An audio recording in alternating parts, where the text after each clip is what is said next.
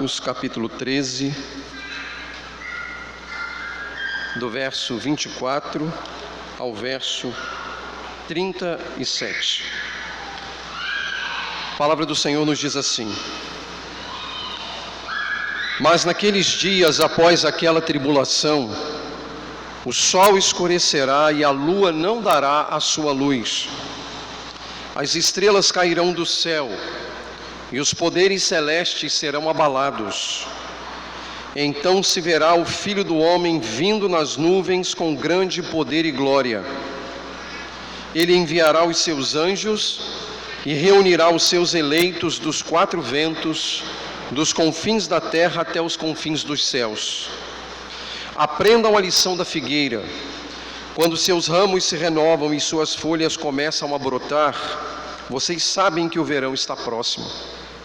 Assim também, quando virem estas coisas acontecendo, saibam que ele está próximo às portas.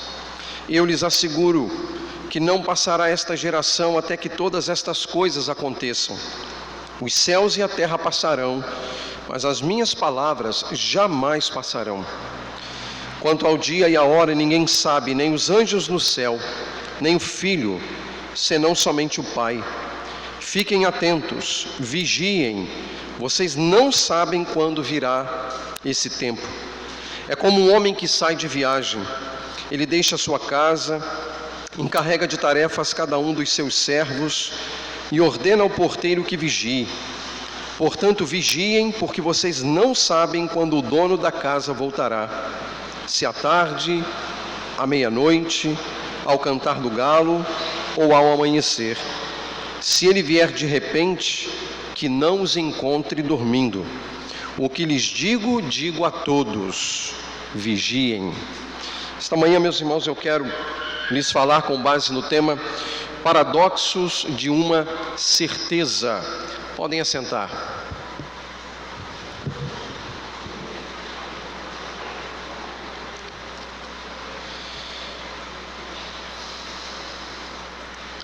Meus irmãos, nesta manhã, nós nos colocaremos diante de um dos temas mais extraordinários de toda a Bíblia.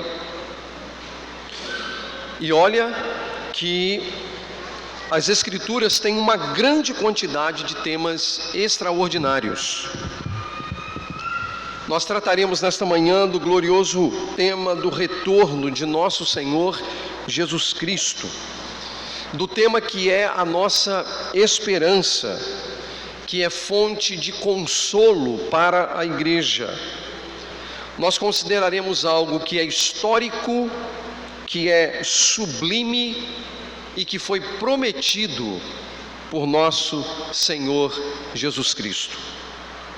Ironicamente, apesar de ser um tema extraordinário, parece não estar na agenda de ensino e pregação da igreja como um todo. Isso talvez porque a igreja mundanizou-se tanto a ponto de não mais ter os seus olhos postos no derradeiro evento histórico do retorno de nosso Senhor Jesus Cristo. E isso deve provocar em nós certas suspeitas quanto às coisas que para nós realmente importam. O ponto talvez seja considerarmos onde estão postos os nossos olhos. Onde se encontra o nosso tesouro? Lembrando que onde estiver o nosso tesouro, ali também estará o nosso coração. Como nós temos considerado nas últimas semanas, o texto desta manhã ainda pertence ao sermão profético de Jesus, cujo conteúdo está narrado por todo o capítulo 13 do Evangelho de Marcos. É preciso lembrar que Jesus está a mais ou menos 2 ou 3 dias dos eventos que culminariam, ou que culminarão, se tomarmos aqui o texto, em sua morte. E, portanto, era necessário instruir os discípulos quanto às coisas que estavam para acontecer. O que vimos até agora acaba sendo registrado em 3 blocos distintos, interligados entre si, em uma relação proléptica entre as partes. Esse conceito foi tratado aqui no último domingo, de prolepse. A prolepse nada mais é do que a antecipação das coisas, ou seja, um evento ocorre de tal maneira a apontar para um outro evento maior. Então, em termos de exemplo, basta nos lembrar da profecia de Daniel, o cumprimento dessa profecia nos dias de Antíoco Epifânio, 160 anos aproximadamente antes de Jesus, mas que era uma prolepse daquilo que aconteceria nos anos 70 do primeiro século. Ou seja, um evento, uma profecia que teve desdobramentos. Do mesmo modo, Jesus ali, no Monte das Oliveiras, fala de eventos ligados à destruição de Jerusalém, mas também aponta para o retorno, para a sua vinda. Isso é uma prolepse, é uma antecipação, é um discurso que antecipa elementos. E foi desse modo que tanto Daniel trabalhou, quanto o próprio Jesus trabalhou, apontando que os eventos do século I, os eventos ocorridos no ano 70, eram eventos que também remetiam ao futuro e à vinda de nosso Senhor. No primeiro bloco, versos de 1 a 13, o Senhor falou sobre os eventos conhecidos como início das dores de parto, marcados por guerras, rumores de guerras, terremotos e fome. Prolepse, inclusive, das coisas que vão acontecer por ocasião do retorno de Jesus. Coisas que se cumpriram no primeiro século, mas que vão se repetir com a proximidade da vinda de nosso Senhor. Esses eventos ocorreriam ainda no século I da era cristã, dali a mais ou menos 3 décadas, quando o templo de Jerusalém seria destruído no ano 70, e Deus demonstraria à nação de Israel o seu desagrado, a sua insatisfação com o seu povo, a insatisfação com o povo da aliança. No segundo bloco, versos 14 a 23, Jesus falou sobre um período de tribulação, a que seria submetida a própria nação de Israel. De fato, os eventos apontavam para dias difíceis no primeiro século, ainda no contexto da invasão de Jerusalém, quando o general Tito, com os exércitos romanos, dominaria toda a cidade, destruiria o templo, mas que também pelos seus atos apontaria as coisas que estavam para acontecer por ocasião do retorno de Jesus. Portanto, os dias seriam tão difíceis, mas tão difíceis, que se Deus não intervisse, nem os eleitos se salvariam. O terceiro bloco é exatamente a passagem desta manhã, versos 24 a 37. E Jesus fala da certeza de sua segunda vinda triunfante, cujo tempo é descrito como paradoxal. Uma vez que é possível ter alguma noção da sua proximidade, ainda que não seja possível saber o dia e a hora que essas coisas acontecerão. Aqui está o paradoxo. Cristo fala sobre os eventos, Cristo fala dos sinais, mas Cristo não nos revela o dia e nem a hora. E o paradoxo nada mais é do que essa tensão entre dois elementos que aparentemente se excluiriam, mas que não se excluem. Eles podem coexistir.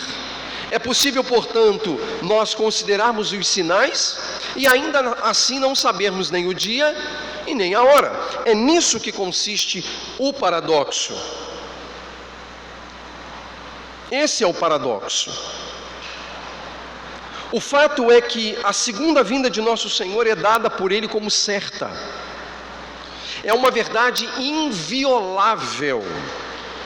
Esse será o desdobramento final da história, tal como eu e você conhecemos. A partir de então, a partir do evento da vinda de Jesus, tudo será novo. As mazelas da vida serão simplesmente extirpadas. Já não haverá mais guerras, já não haverá mais rumores de guerras, já não haverá mais terremotos ou catástrofes naturais, já não haverá mais fome, já não haverá mais pandemia, já não haverá mais doenças, já não haverá mais problemas econômicos, já não haverá mais desemprego, já não haverá mais crises pessoais, já não haverá mais crises emocionais e psicológicas, já não haverá mais o medo, já não haverá mais a morte, porque já não haverá mais o pecado. Todas as mazelas da vida serão extirpadas. Mas isso que é certo não pode ser precisado. Nós não sabemos nem o dia, nem a hora. Essa é a razão para que as palavras de nosso Senhor, essa é a razão para as palavras de nosso Senhor sobre o tempo de sua vinda, que também é conhecido como parousia. Este é o termo utilizado no Novo Testamento para se referir à segunda vinda, aos eventos da segunda vinda. É a parousia de nosso Senhor. E para compreendermos o texto desta manhã, nós consideraremos a passagem a partir de dois aspectos que estão revelados no próprio tema da pregação. Os paradoxos de uma certeza. Primeiro, pensarmos na certeza da vinda de Cristo. E depois pensarmos sobre o paradoxo do tempo de sua vinda. Voltemos ao texto, meus irmãos, e consideremos o que está escrito nos versos 24 a 27. Observe o que o texto diz. A palavra do Senhor nos diz assim: mas naqueles dias, após aquela tribulação, o sol escurecerá, e a lua não dará a sua luz, as estrelas cairão do céu, e os poderes celestes serão abalados. Então se verá o Filho do Homem vindo nas nuvens com grande poder e glória. E ele enviará os seus anjos e reunirá os seus eleitos dos quatro ventos, dos confins da terra até os confins do céu. É óbvio que essa narrativa não está se referindo aos eventos do primeiro século mais. Ele está falando da vinda de nosso Senhor. E considerando que Cristo não voltou até hoje, esse texto está apontando para o futuro, mesmo em relação a nós. Nós estamos, meus irmãos, diante de uma linguagem utilizada no Antigo Testamento para fazer referência ao fim dos tempos. Aliás, equivoca-se quem imagina que somente o Novo Testamento trata dos tempos do fim. E isso fica claro nessa passagem pelo uso da expressão naqueles dias, aqui usado para se referir a um período posterior à tribulação sobre a qual Jesus falou. Essa expressão naqueles dias é uma expressão muito utilizada pelos profetas, apontando para dias futuros, apontando para o retorno do Messias, apontando para o desfecho da história. Os profetas Isaías, Ezequiel, Daniel, Oséias, Zacarias, são profetas que falam sobre o tempo do fim. Há muitas informações sobre o tempo do fim. Há capítulos inteiros escritos por eles falando sobre o tempo do fim. Essa expressão, portanto, naqueles dias, aponta para o tempo do fim. E Jesus está, portanto, retomando uma linguagem profética do Antigo Testamento ao dizer: mas naqueles dias após aquela tribulação. Meus irmãos, se ainda restam dúvidas sobre isso, basta nos considerar a origem da própria citação de Jesus. Deixe-me ler para vocês um texto que está no profeta Isaías, no capítulo 13, versículo 10, que diz assim, verso 9: vejam, o dia do Senhor está perto, dia cruel, de ira e grande furor, para devastar a terra e destruir os seus pecadores. Agora observe o verso 10. As estrelas do céu e as suas constelações não mostrarão a sua luz. O sol nascente escurecerá e a lua não fará brilhar a sua luz. Um pouco mais à frente, o mesmo profeta, agora no capítulo de número 34, no versículo de número 4, diz: as estrelas dos céus serão todas dissolvidas, e os céus se enrolarão como um pergaminho. Todo o exército celeste cairá como folhas secas da videira e da figueira.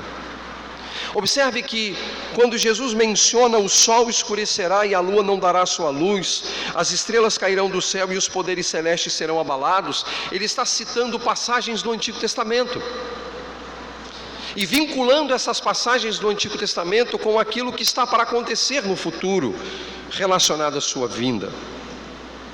Portanto, essas passagens narram o juízo final de Deus sobre as nações. E se você voltar tanto ao capítulo 13 de Isaías quanto ao capítulo 34, você perceberá que o profeta está falando do juízo de Deus sobre as nações. O mesmo juízo que acontecerá por ocasião da vinda de nosso Senhor. Ele também julgará os reis, os príncipes, os imperadores, os governantes, os presidentes. Ele julgará as nações. Portanto, é algo que está relacionado ao contexto da parousia, da vinda de nosso Senhor. Jesus estava deixando evidente que todo o universo participa da terrível condição humana sob o pecado, mas este universo será transformado no fim de todas as coisas. As palavras de Isaías citadas por Jesus não devem ser entendidas como um mero colapso do universo, porque as pessoas pegam esse texto dizendo: o sol vai escurecer, a lua não vai dar a luz. Tudo bem, o sol escurecer e a lua não dar a luz. Agora, as estrelas cairão do céu e os poderes celestes serão abalados. Isso é uma catástrofe. Uma catástrofe que destruiria inclusive a própria terra, porque há estrelas que são muito maiores do que a terra. Então o poder destrutivo seria enorme, de modo que nada sobraria. Mas não parece ser essa a ideia do texto. O texto não pode ser entendido literalmente. Não devem ser tomadas como literais, pois isso indicaria a completa destruição de tudo que há, uma vez que a terra é uma pequena parte do todo criado. Trata-se de uma linguagem cósmica que descreve as grandes mudanças políticas e o juízo divino diante da maldade das nações. Pastor, de onde você está tirando isso? O texto diz que o sol se escurece, a lua não dá a luz, as estrelas caem do céu, os poderes celestes são abalados. E o senhor está falando que o texto está falando de política? Ou das mudanças políticas? Sim. Volte às passagens do Antigo Testamento onde essa linguagem cósmica é utilizada. Volte lá. Isso aqui Jesus não criou do nada. Ele não criou essa frase, ele não formulou essa frase. Isso está ligado aos profetas do Antigo Testamento. Então, ele pegou uma frase dentro de um contexto. Então, analise essa frase nos contextos e você verá que ao usar a linguagem cósmica, ele está falando de juízo sobre as nações. Portanto, não é uma linguagem literal, é uma linguagem cósmica para dizer que os poderes serão abalados. Os poderes serão abalados. Haverá um juízo divino diante da maldade das nações. Meus irmãos, as nações não ficarão impunes. Quem faz o mal será julgado e condenado. E notem, não é só o mal por conta do pecado próprio ou por conta da natureza decaída. Todos nós entraremos em juízo. Mas ali ele está falando dos governantes que usam do poder para fazer o mal, categoricamente, intencionalmente.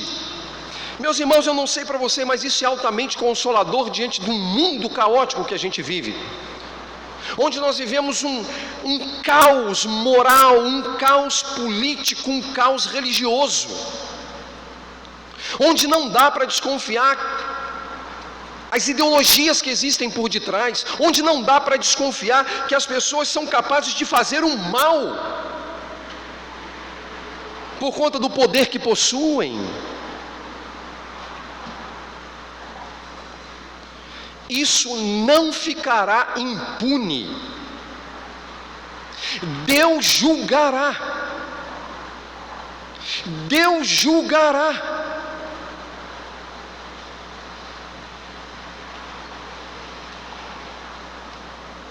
De certo modo, o que nós estamos assistindo é uma prolepse dos dias finais.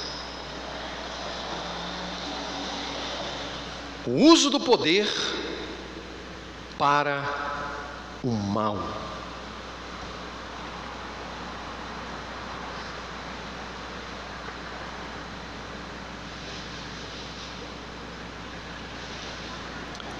Mas é nesse tempo, meus irmãos, que o Filho do Homem virá nas nuvens com grande poder e glória. Linguagem que se refere àquele que está entronizado no céu e exerce domínio sobre as nações. Talvez você pense assim: bom, essa é uma ideia nova na Bíblia. Não, não é. O Filho do Homem vindo nas nuvens com poder e glória não é uma linguagem nova. Se você tem dúvidas, deixe-me ler as palavras do profeta Daniel, no capítulo de número 7, os versículos 13 e 14. Ouçam o que o texto diz. Em minha visão à noite, vi alguém semelhante a um filho do homem, vindo com as nuvens dos céus. Ele se aproximou do ancião e foi conduzido à sua presença. Ele recebeu a autoridade, glória e o reino. Todos os povos, nações e homens de todas as línguas o adorarão, ou o adoraram. Seu domínio é um domínio eterno, que não acabará, e seu reino jamais será destruído. Você tem dúvidas de que essa passagem está falando de Jesus? Então, quando Jesus diz, então se verá o Filho do Homem vindo nas nuvens com grande poder e glória, ele está citando Daniel.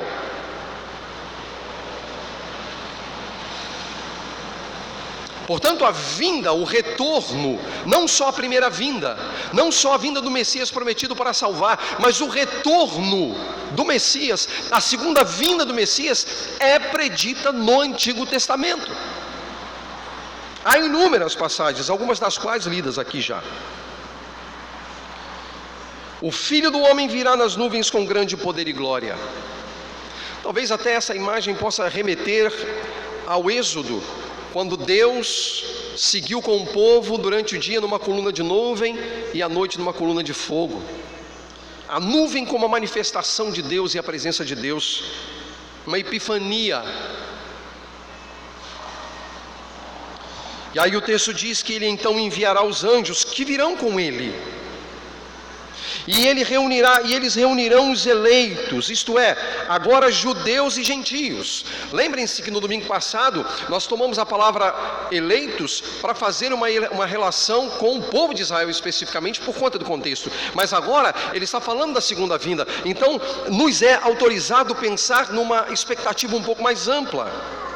Até porque o texto diz que ele reunirá gente dos quatro ventos, dos confins da terra até os confins do céu, ou seja, gente de toda língua, tribo, povo e nação, que salvos pela pregação do Evangelho, estarão eternamente com Cristo, estarão eternamente com o noivo. Os eleitos de Deus agora, judeus e gentios, que pertencem a Deus, cuja parede de separação foi quebrada, e agora é um único povo diante do Senhor. Ele virá, e ele enviará os anjos que como ceifeiros separarão o joio do trigo, os peixes ruins dos peixes bons. Os anjos farão isso. Mas os eleitos estão resguardados aqui. Eles estão preservados por causa do amor eletivo de Deus, por causa do pacto da graça que Ele fez com o seu povo. Então, meus irmãos, se você deseja uma cronologia dos fatos, e uma cronologia dos fatos pensando nos evangelhos, pensando no Novo Testamento, eu diria então que Cristo, na companhia dos seus anjos, virá nas nuvens. Todos os mortos ressuscitarão e serão ajuntados aos sobreviventes, tanto os que morreram em Cristo como os que não morreram em Cristo. Os que morreram com Cristo ou sobreviverão com Cristo estarão para sempre com Ele. Os anjos serão enviados para fazerem essa separação, para recolherem como ceifeiros judeus e gentios eleitos, separando-os dos não regenerados. Após isso, seguir-se-á o juízo final. E então, destinos definidos. Os homens irão para o céu ou para o inferno. Isso é o simples do Novo Testamento. Embora haja um ou outro detalhe que possa ser acrescentado aqui ou ali, parece que vai ser assim. Simples. Ele virá.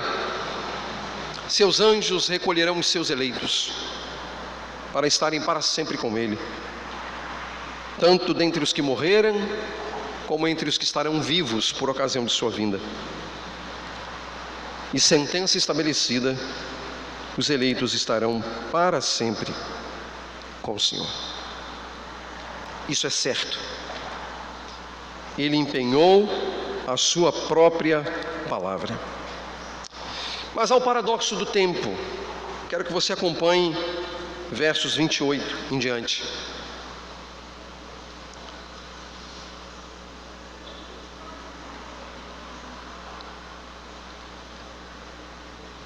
Aprendam a lição da figueira.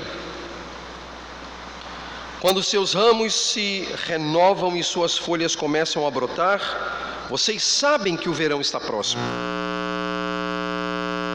Assim também, quando virem estas coisas acontecendo, saibam que Ele está próximo às portas.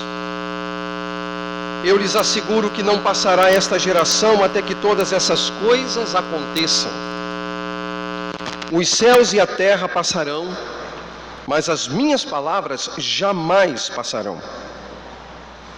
Quanto ao dia e a hora, ninguém sabe, nem os anjos no céu, nem o Filho, senão somente o Pai. Fiquem atentos, vigiem. Vocês não sabem quando virá esse tempo. É como um homem que sai de viagem. Ele deixa a sua casa, encarrega de tarefas cada um dos seus servos e ordena ao porteiro que vigie. Portanto, vigiem, porque vocês não sabem quando o dono da casa voltará, se à tarde, à meia-noite, ao cantar do galo ou ao amanhecer. Se ele vier de repente, que não os encontre dormindo. O que lhes digo a todos: vigiem. Meus irmãos, na sequência, Jesus ainda oferece um ensino sobre o tempo em que essas coisas acontecerão. O seu ensino se desdobra em dois, demonstrando que há um paradoxo em questão, isto é, a possibilidade de sabermos quanto à proximidade de sua volta e a impossibilidade de sabermos o dia e a hora que essas coisas acontecerão. É essa a tensão. A possibilidade da proximidade e a impossibilidade da precisão quanto ao dia e a hora. No primeiro desdobramento, versos 28 a 31, Jesus apela para a lição da figueira.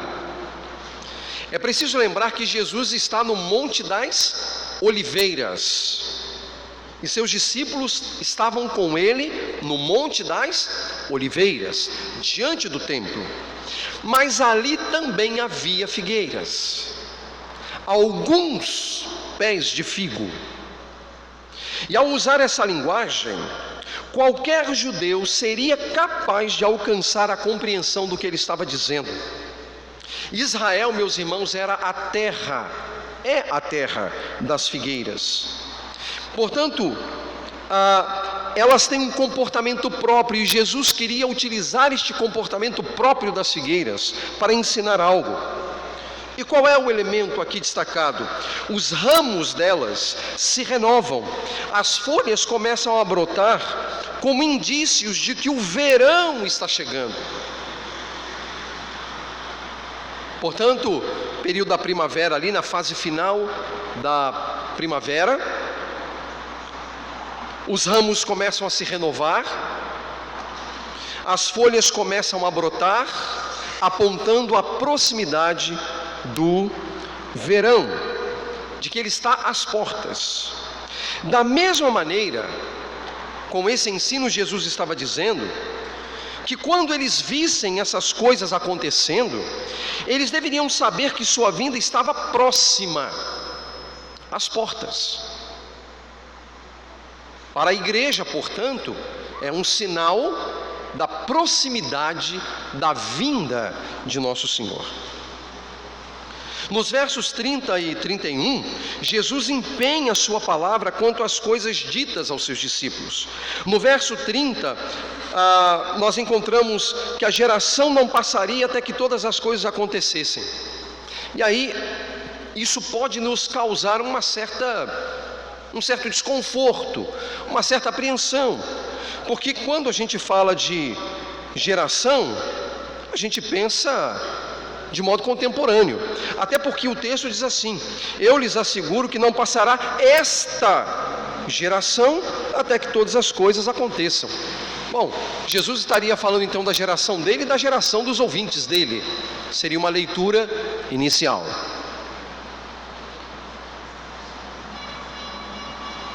Uma leitura que apontaria, portanto, para as pessoas do primeiro século. Mas como lidar com isso? Já que o primeiro século já se passou, já se passaram 20 séculos e ele não voltou. Ele equivocou-se? Ele mentiu? Obviamente que não.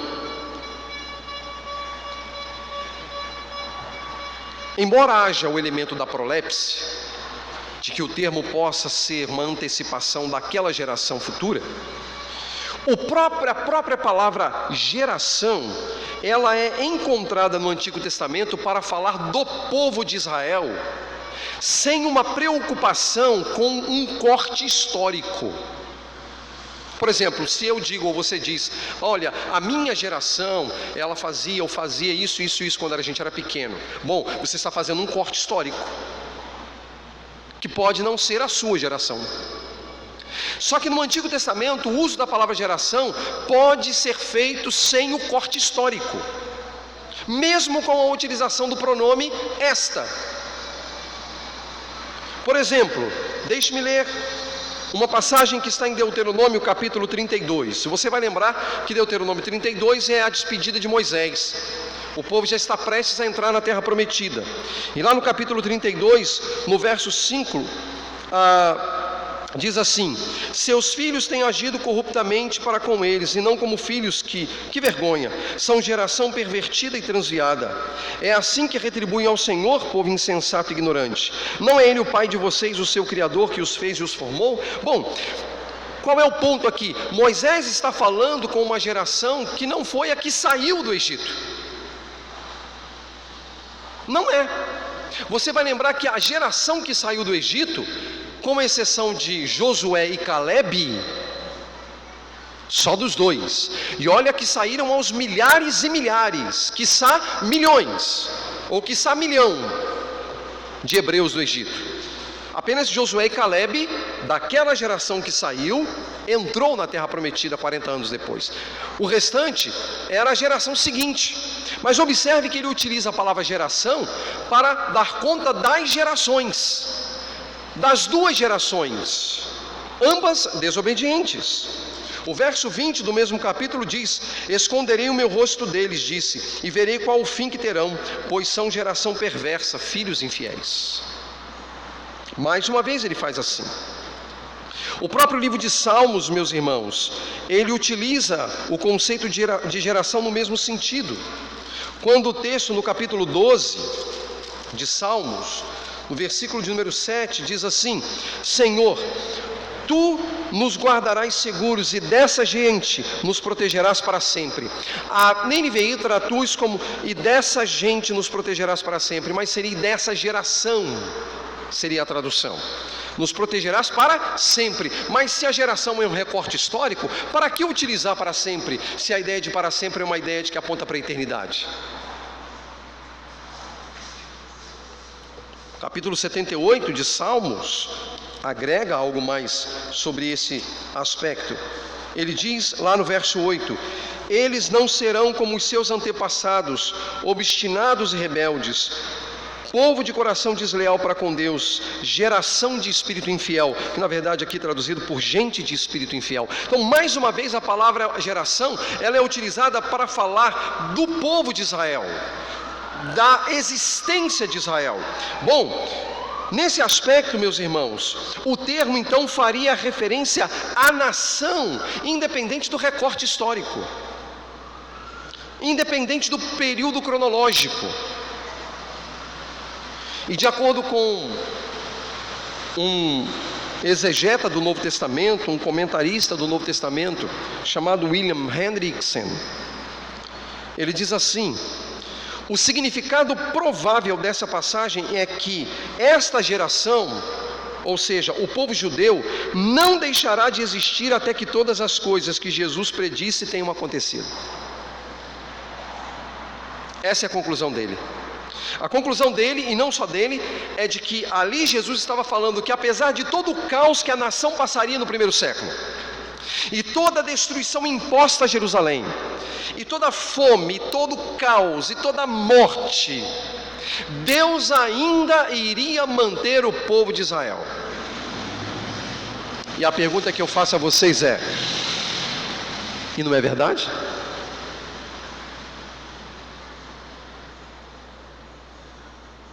E não é verdade? Qual a única nação da história que por uma decisão política retomou o uso da terra prometida? Após a Segunda Guerra Mundial. Israel.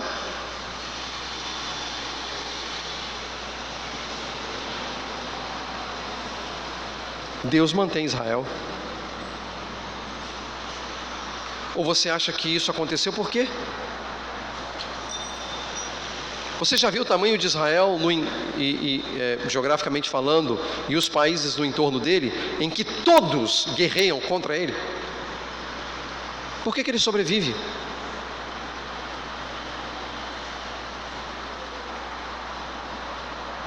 Porque Jesus faz cumprir a sua palavra.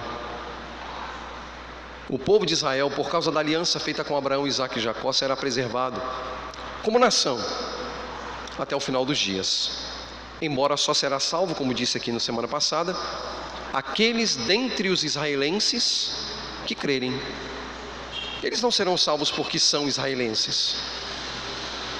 Eles não serão salvos porque eles habitam lá. Eles serão salvos porque creem em Jesus. Porque é Jesus que quebra a parede de separação entre judeus e gentios. Portanto, a ideia de geração aponta para a manutenção do povo de Israel, a despeito de todas as perseguições, das quais mencionei aqui semana passada, e a manutenção do povo, apesar de todos os esforços para destruí-lo. Por isso Jesus diz, a passagem que lemos, né? Eu lhes asseguro que não passará esta geração até que todas essas coisas aconteçam. Os céus e a terra passarão, os céus e a terra passarão, mas as minhas palavras jamais passarão. Ou seja, Jesus está empenhando os seus discípulos. Dessa maneira, Jesus ensinava aos discípulos e à igreja posterior que seria possível sabermos sobre a promessa de sua volta e sobre a sua proximidade. Sua palavra estava sendo empenhada. Os céus e a terra passariam, mas as suas palavras jamais. A mesma palavra que deu origem a todas as coisas no início, também seria mantida no que respeita ao fim de todas as coisas. Agora, no segundo desdobramento, Jesus foi categórico ao afirmar a impossibilidade da precisão, pois o dia e a hora ninguém sabe, nem os anjos do céu, nem o Filho, senão somente o Pai. E para deixar isso evidente, ele comparou todas essas coisas a um homem que sai de viagem. Ele deixa sua casa, encarrega de tarefas cada um dos seus servos e ordena ao porteiro que vigie, mas ninguém sabe quando ocorrerá o seu retorno, se à tarde, se à meia-noite, se ao cantar do galo ou se ao amanhecer. E é interessante que ele dá ordens aos servos e ordena ao porteiro que vigie. E depois, falando aos discípulos, ele não fala de ordens aos servos, ele fala para os apóstolos, para os discípulos vigiarem. E aqui talvez seja uma ideia muito interessante, que a ideia da vigilância é a ideia de impedir que seja surpreendido. A ideia de vigilância é a ideia de não ser apanhado dormindo. A ideia de vigilância é a ideia de atenção, de observação. Mas é interessante que ele faz uma distinção entre os servos e o porteiro. O porteiro vigia, os servos trabalham. E aí o porteiro, na verdade, ele anuncia para os servos diante de qualquer situação nova. E isso é muito interessante porque quando ele vai falar aos discípulos, ele diz: olha, vigiem. O que dá-nos a ideia de que os apóstolos e a palavra apostólica é de fato o cão de guarda, é o elemento da vigilância, é pela palavra, é pelo ensino apostólico. E enquanto a palavra nos protege, o que os servos fazem? Trabalham. Essa é uma bela imagem que nós encontramos aqui. Pela palavra nós somos guardados. O papel nosso da igreja é proclamar a palavra, é anunciar a palavra para sermos guardados enquanto nós trabalhamos, enquanto nós servimos. E meus irmãos, aqui cabem algumas questões, tanto sobre o momento em que essas coisas acontecerão, quanto sobre o conhecimento do Filho. É interessante que a ênfase dada por Jesus leva em conta 4 vigílias romanas. Você vai perceber aí que ele fala de não saber, não saber se ele voltará à tarde, ou à meia-noite, ao cantar do galo, ou ao amanhecer. São as chamadas 4 vigílias do horário de vigília romana, dos soldados romanos. O primeiro às 18 horas, o segundo, o primeiro ali por volta de 18 horas, o segundo por volta de 21 horas, o outro a partir ali mais ou menos de meia-noite e por fim às 3 horas da manhã. Seriam as 4 vigílias. E é interessante que todas elas apontam para o horário da noite. O horário da noite. E aí ele diz que a ênfase, ou pelo menos a gente percebe que a ênfase recai sobre esse tempo de 3 horas, de 18 a 21, de 21 à meia-noite, de meia-noite às 3 e de 3 às 6. Tempo de 3 horas. O que aponta para a natureza inesperada do retorno, pois esses seriam os horários em que os guardas poderiam estar dormindo ao invés de vigiarem. Eles tinham que tirar plantão, mas alguns deles dormiam, não vigiavam.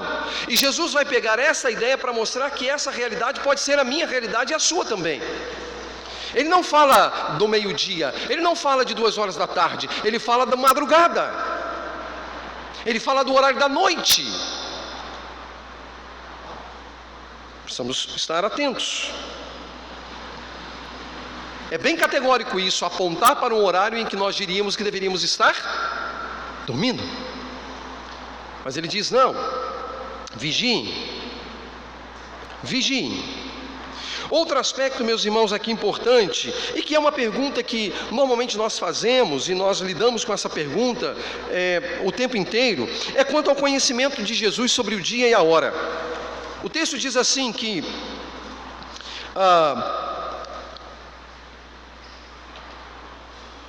ele não sabe o dia, ele não sabe a hora. Aliás, ninguém sabe, nem os anjos, nem o Filho, só o Pai. Como é que a gente lida com isso, né? Essas palavras de Jesus, elas estão em perfeita harmonia com as palavras de Paulo, o apóstolo, quando ele escreve aos Filipenses no capítulo 2. Mas esvaziou-se a si mesmo, vindo a ser servo, tornando-se semelhante aos homens. Jesus é um com o Pai, mas como filho é caracterizado pela obediência e deixa o futuro nas mãos do Pai. Embora pareça não haver, meus irmãos, uma uniformidade no pensamento sobre o conhecimento de Cristo em relação ao dia e à hora, me parece salutar pensar que, ao ser glorificado, aquilo que estiver oculto passa a não mais estar. A gente precisa entender que Jesus está falando aqui numa condição de esvaziamento, conforme Paulo escreve aos Filipenses. De fato, ele abriu mão de toda a sua glória para estar entre os homens. Ele abriu mão de muitas coisas para estar entre os homens. Mas à medida que ele é glorificado, ou seja, quando ele é assunto aos céus, ele volta à presença do Pai, aquilo que estiver oculto não está mais. O que estou lhes dizendo, não há uma uniformidade entre os estudantes da Bíblia, mas me parece ser plausível essa possibilidade, que de fato Jesus hoje sabe sim o seu dia e a sua hora, mas que realmente no momento em que ele estava discursando aos discípulos, ele não sabia. Mas hoje ele sabe. O ensino, portanto, dele estava claro. Os discípulos deveriam vigiar e, da mesma maneira, a sua igreja deveria trabalhar de maneira vigilante, enquanto lidavam, e também nós lidamos, com a certeza de sua promessa e o paradoxo do momento em que essas coisas acontecerão. Atenção, meus irmãos, sobre a possibilidade de observarmos os sinais, mas sem termos precisão sobre o dia e a hora. Por isso devemos estar despertados, ou devemos estar preparados para aquele dia e para aquela hora. E aí, diante do que Cristo ensinou aos discípulos, existem algumas coisas muito úteis para a nossa consideração. A primeira, a vinda de Jesus, meus irmãos, é certa, mas sempre estaremos sob o paradoxo dos tempos. Ela é certa, mas sempre estaremos sob o paradoxo dos tempos. Qual é a aplicação disso para nós, meus irmãos? Observem os sinais. Ainda que prolépticos, observem os sinais. O que as Escrituras apontam como sinais da sua vinda? Guerras e rumores de guerras? Sim. Observe os sinais. A Bíblia fala sobre catástrofes naturais, terremotos, destruição? Sim. Observem os sinais. A Bíblia fala de pandemia. Sim. Observe o sinal.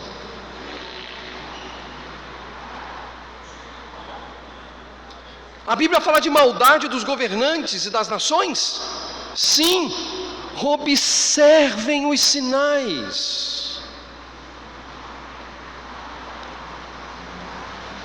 Eles nos remetem para a vinda de nosso Senhor. Observem os sinais. Vigiem. Mantenham-se acordados.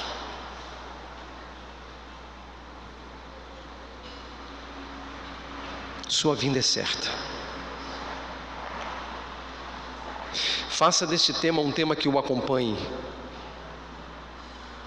Não se esqueça da vinda de nosso Senhor.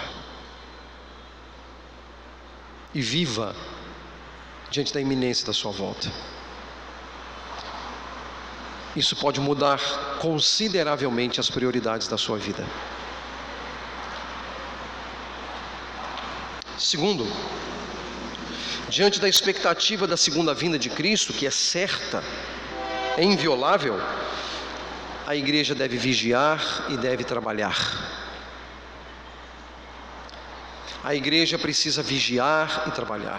Nós precisamos estar atentos aos sinais, mas nós precisamos trabalhar, nós precisamos fazer o que nos compete fazer, nós precisamos viver para a glória do Senhor, nós precisamos amar o Senhor, nós precisamos cultuar o Senhor, nós precisamos tomar decisões em prol do reino, nós precisamos anunciar o Evangelho às nações, nós precisamos chamar os homens à conversão, nós precisamos chamar os homens ao Evangelho, nós precisamos chamar os homens ao arrependimento. Diante dessa expectativa da vinda de Cristo, meus irmãos, que nós não nos esqueçamos de vigiar e de trabalhar, lembrando que o conceito de vigilância, ele atrai para si o próprio conceito de oração. Não poucas vezes Jesus falou, e o ensino bíblico é sobre a necessidade de vigiar e orar. Então que a vigilância acompanhada de oração e o trabalho para o reino, sejam as prioridades das nossas vidas. Sua vinda é certa, os sinais estão dados, que vigiemos e que trabalhemos. Estas devem ser as nossas prioridades. Os nossos olhos, meus irmãos, não precisam e não devem estar postos aqui. Nós temos que olhar, como disse o autor aos Hebreus, para Jesus, que é o autor e consumador da nossa fé. É para Ele. Se nós colocarmos os nossos olhos onde não devem ser postos, desperdiçaremos energias, desperdiçaremos tempo, recursos, e as coisas que realmente valem a pena serão colocadas de lado. Irmãos, vigiem, orem, trabalhem para a glória de Cristo. Terceiro, e quero ser um pouco redundante nisso, é preciso observar cuidadosamente os sinais dos nossos tempos, e eu quero que você olhe agora para a pandemia. Eu fiz menções a tantos elementos dados por nosso Senhor, mas eu quero que você olhe para o sinal da pandemia, o sinal da Covid-19, porque ela não é apenas um sinal de doença, ela não é apenas um sinal de morte, ela não é apenas um sinal de caos, ela é um sinal de ideologias, ela é um sinal político, como nós estamos assistindo. Basta um pouquinho de bom senso, e você perceberá isso. Observe a pandemia, observe o caos que a gente vive, observe os temores que isso tem causado em nossa mente e no nosso coração. Observe o medo com o qual muitos de nós temos que lidar.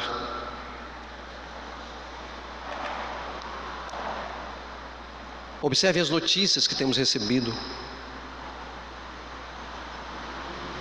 Más notícias, ao contrário das boas notícias, ao contrário do Evangelho. Observe os sinais. Observe a pandemia. Lembre-se que o Senhor é soberano sobre ela. E que independente da maneira como ela surgiu, Deus tem o controle sobre ela. E Deus está encaminhando a história para o desfecho que Ele deseja. Mas a pandemia é apenas um ínfimo sinal. Mas ela está diante de nós. E ela causa pavor. E eu preciso,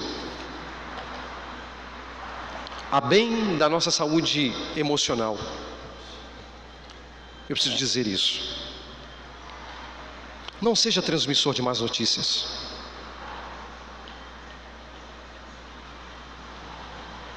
Não seja transmissor de más notícias. As pessoas já estão sofrendo demais. Se você quer dar notícias, dê as boas, porque boa notícia é Evangelho. Nós não precisamos de um exército de soldados proclamadores de más notícias. Nós precisamos de um exército de proclamadores de boas notícias. E sabe por que eu digo isso? Porque muitas pessoas estão sofrendo, irmãos. Eu conheço pessoas que não estão lendo notícias de WhatsApp, de Telegram, que não estão abrindo notícias no Twitter, no Facebook, no Instagram, que não estão assistindo telejornais, porque a ínfima informação sobre a Covid lhes acaba. Sofrem, choram, lamentam. Então, meus irmãos, que deixemos os proclamadores de más notícias proclamarem as más notícias, mas que nós sejamos proclamadores de boas notícias. E se você não quer proclamar boa notícia, então cerre seus lábios, para que não anuncie nem a boa notícia, o que já é um pecado, mas também não anuncie a má notícia. Não faça isso. Ouçam o que estou dizendo. Muitas pessoas não morrerão de Covid. Muitas pessoas morrerão das crises emocionais e psicológicas pelas quais elas estão passando e que estão acabando com a sua estrutura física, que estão acabando com todos os seus elementos de combate a qualquer tipo de enfermidade, porque quando a alma está afetada, abre-se para todo e qualquer tipo de doença. Então, por favor, não seja transmissor de má notícia. Tem muita gente sofrendo, e deixe-me dizer, entre nós, tem muita gente sofrendo. Pare.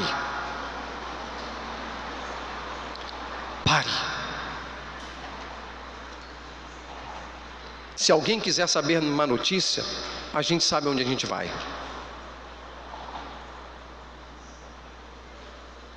Compartilhemos as orações, sim. É importante nós orarmos uns pelos outros. Mas que pare por aí. Porque tem muita gente sofrendo. Por fim, meus irmãos, em tempos de lutas e provações como o tempo que nós estamos vivendo, encorajemo-nos na esperança do seu retorno. A vinda de Jesus é um tema que deve servir de encorajamento mútuo.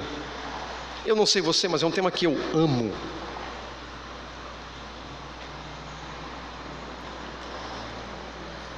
Seria glorioso Cristo voltar agora.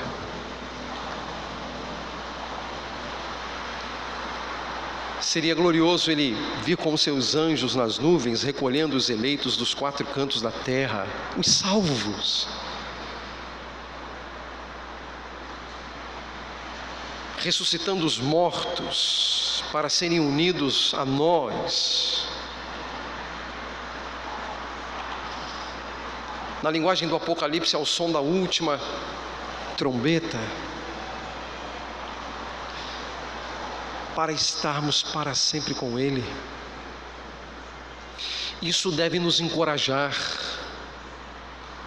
Isso deve ser o desejo da nossa alma, do nosso coração. A gente precisa desejar isso. A gente precisa orar por isso. Sim, orar por isso.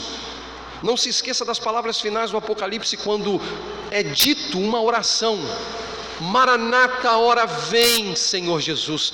Vem, Senhor Jesus. É o que nós precisamos. Que Jesus venha. Que Jesus volte.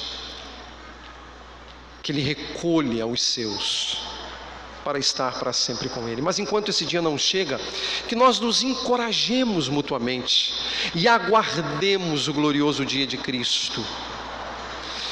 O glorioso dia de Cristo em que Ele virá para julgar as nações, para com grande poder e autoridade governar sobre todos os povos e reinar, claramente reinar para todo sempre. Meus irmãos, que Deus nos ajude, que a glória seja dele, que Ele nos auxilie, que Ele nos fortaleça, que Ele nos socorra e que Ele faça todas estas coisas para a honra e glória do seu nome. A quem seja a glória pelos séculos dos séculos. Amém. Amém.